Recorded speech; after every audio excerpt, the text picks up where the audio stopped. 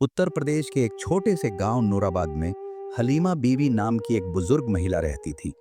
उनका चेहरा झुर्रियों से भरा था, लेकिन आंखों में एक अजीब सुकून था।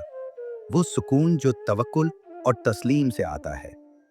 हलीमा बीवी सुबह की अजान होते ही उठती, वुजू करके फज्र की नमाज पढ़ती और फिर एक मध्यम आवाज में कुरान की तिलावत करती। उनका दिन गांव के बच्चों को तालीम देने और पड़ोसियों की मदद में गुजरता था। उनका एक ही बेटा था, सलीम। तेज तर्रार, समझदार, लेकिन जवानी में कुछ बिगड़ गया। अम्मी, बड़े शहर में कमाने जा रहा हूँ, कहकर गया और फिर कई साल तक न कोई खबर, न कोई खत। हलीमा बीवी को यकीन था कि बेटा लौटेगा। रोज दुआ करती, लोगों से कहती, अल्लाह ने जब दिया है तो लौटाएगा भी। मगर साल दर साल बीतते गए। कुछ लोगों ने ताना दिया, कुछ ने बेटे को गुमराह बताया, लेकिन माँ थी। न शिकायत, न गिला, सिर्फ सब्र और दुआ। कई बार तंगी आई, खेत बिक गए, घर भी कर्ज में आ गया, मगर हलीमा बीवी ने एक रोज भी नमाज नहीं छोड़ी और एक बार भी अल्लाह से शिकवा नहीं किया। उनका दिल अक्सर कहता, या रब, मेरा बेटा महफूज हो, चाहे जितनी देर कर ले, लौटे बस। एक दिन पड़ोसी की बहू बोली, अम्मी जान, अगर बेटा लौटना होता अब तक आ जाता।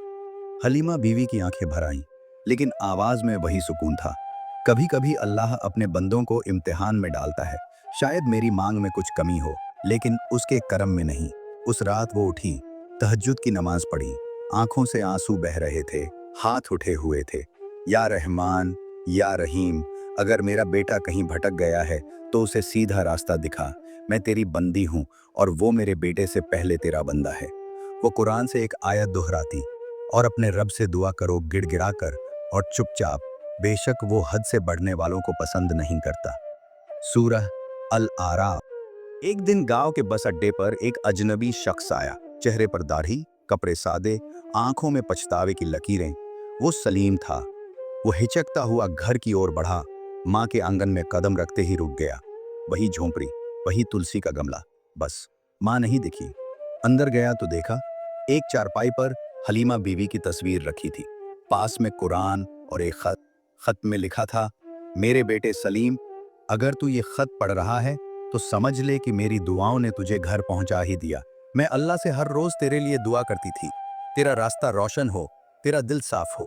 अगर तू लौट आया है तो बस तौबा करना और नेक राह पर चलना, यही मेरी आखिरी ख्वाहिश है। सलीम जमीन पर गिर पड़ा, आंखों से आंसू बहते रहे और जुबान से निकला, अम्मी, मैंने बहुत देर कर दी, लेकिन अब अल्लाह के रास्ते से नहीं हटूंगा। उसने माँ की कब्र को सजाया, पास ही एक छोटी सी मदरसा बनवाई, जहां बच्चों को दीनी तालीम मिलती। हर रोज नमाज के बाद वो माँ की तस्वीर देखता और कहता, आपकी दुआ ने मुझे बचा लिया अम्मी। हर इम्तिहान में सब्र, हर अंधेरे में उम्मीद और हर दूरी में दुआ की ताकत होती है। माँ की दुआ बंद दरवाजों को भी खोल सकती है। चाहे देर हो जाए, माँ की दुआ कभी खाली नहीं जाती और सब्र का फल हमेशा मीठा होता है।